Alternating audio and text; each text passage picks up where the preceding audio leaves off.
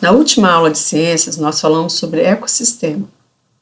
Hoje nós vamos dar exemplos de ecossistema aquático, falar o que é e dar exemplo. Nessa figura aqui, nós vemos um ecossistema. Por que ele é chamado de ecossistema? O que é um ecossistema? Vamos lembrar? Ecossistema é uma relação harmônica entre os fatores abióticos e os fatores bióticos. Vamos lembrar o que é abiótico e biótico? Fatores bióticos são aqueles que possuem vida, como o peixe, as algas, e fatores abióticos são aqueles que não possuem vida, como a claridade do sol, a água, as rochas, a areia do fundo do mar, e são fatores abióticos. Então, essa relação harmônica daí cria-se um ecossistema. Lembrando que o ecossistema, os animais, os seres vivos que estão aí, eles têm que conseguir se reproduzir, sobreviver ao ambiente sem fatores que interferem nele. Então, por isso que é chamado de uma relação harmônica.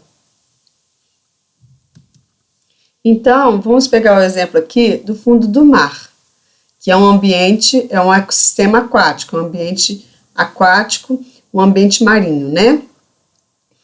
Então, de exemplos aqui, nós vamos começar pelos peixes, que são fatores bióticos. Nós temos aqui alguns fatores abióticos, como a areia, a água, a claridade do sol, são fatores abióticos. E o peixe, nesse caso, são fatores bióticos. Além dos peixes, nós temos muitas partículas que nós não conseguimos ver a olho nu. São partículas bem pequenininhas, chamado plâncton. Os plânctons são divididos em duas partes. Quando ele é de origem vegetal, ele é chamado de fitoplânctons. São algas minúsculas que a gente não consegue ver a olho nu.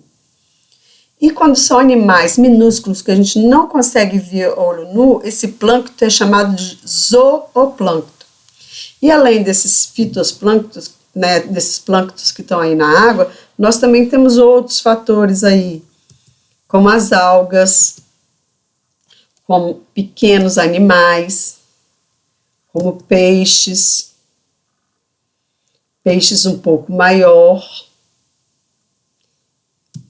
e peixes bem grandes.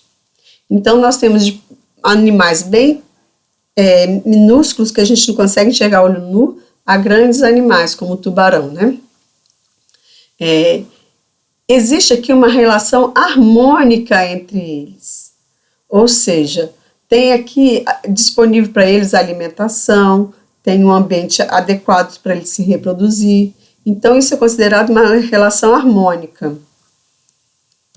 Então vocês vão ver aí, que os pequenos animais, como lagostas, cavalo marinho, camarão, pequenos animais, eles se alimentam de algas. E esses pequenos animais vão servir de alimento para pequenos peixes.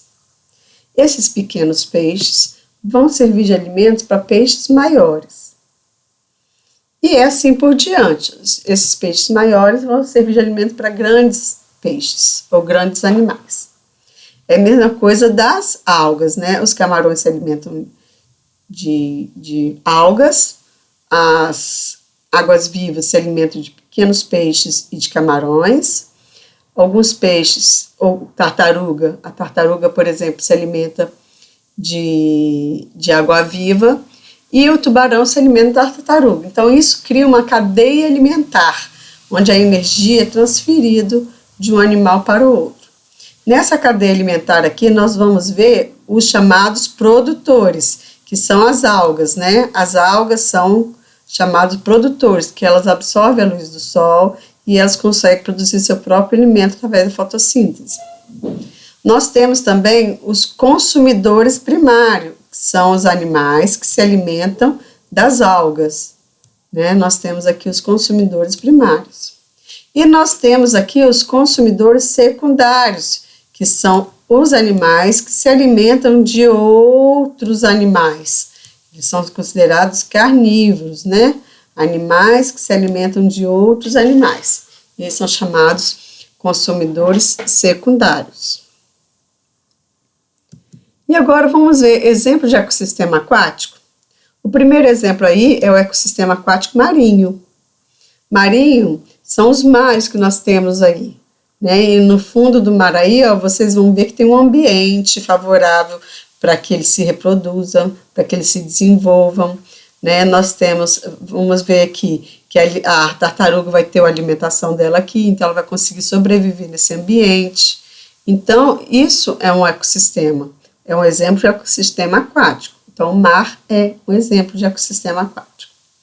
Outro exemplo são os lagos e lagoas. Olha que interessante aqui essa figura, olha. Conseguiram ampliar aqui em formato de lupa, ó. Conseguiram ampliar os pequenos animais que são invisíveis ao olho nu, que são chamados de plânctons. Esses animais, quando eles são de origem vegetal, ele é chamado de fitoplânctons. E quando é de origem animal, eles são chamados de zooplânctons. Aqui também aparece, que eu não havia falado, os protozoários e bactérias, que são os decompositores no ecossistema. Lembra que a gente tem os produtores, que são as algas, são os produtores. Nós temos os consumidores primários, que são pequenos animais, que vão se alimentar dessas algas. Nós temos os consumidores secundários, que são animais que vão se alimentar de outros animais, e nós temos os decompositores, que são as bactérias e os protozoários, são os decompositores que vão limpar esse ambiente, né? Vão decompor a matéria que morreu. Então, isso daí é um ecossistema, e é um exemplo de ecossistema aquático, que são os lagos e as lagoas. Nós temos também mais o último exemplo aqui, que são os rios. Nós temos em destaque aqui, ó, o nosso rio Amazônico, tá vendo? Ele é enorme, né? É um dos rios, dos principais rios do nosso Brasil. E você vê que a fauna dele é bastante densa, a fauna e a flora, né? A flora representa a vegetação que está em volta dele ou dentro dele. E a fauna representa os animais.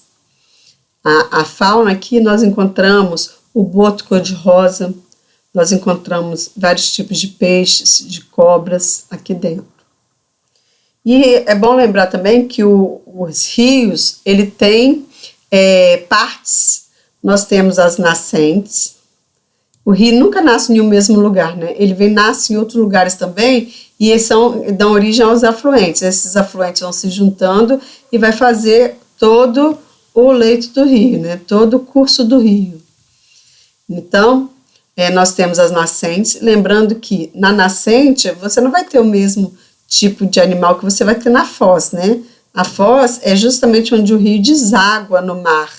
E aí o tipo de animais que vai viver aqui é diferente dos animais que estão lá na nascente. Então, são ecossistemas diferentes aqui, né? Nós temos o curso do rio, nós temos as margens do rio, né? A margem esquerda, a margem direita, e nós temos a foz do rio, que é justamente onde que ele deságua no mar. Espero que vocês tenham gostado da nossa aula e tenham entendido. Um grande beijo para todos!